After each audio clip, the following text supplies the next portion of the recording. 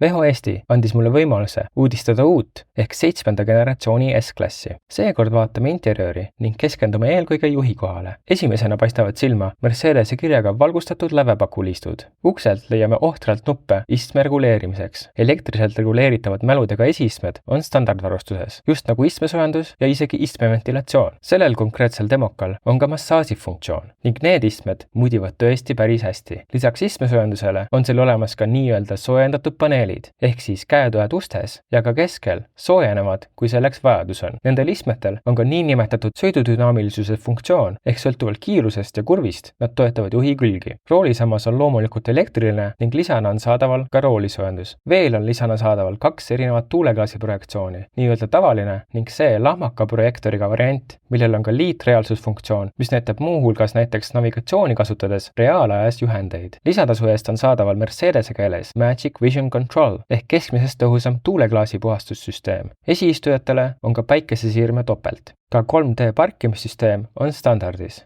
Öised sõidud muudab väga õdusaks 64 värviga meeleoluvalgussüsteem, mis on väga hästi läbimõeldud. Valikus on koguni 3 helisüsteemi, baassüsteem, siin näidatud Burmesteri 3D helisüsteem ning tipphelisüsteemiks on Burmesteri 31 kõlariga 4D süsteem. Mida pakub S-klassi tagaiste? Kliki Autovoog kanalil ja uuri järgi.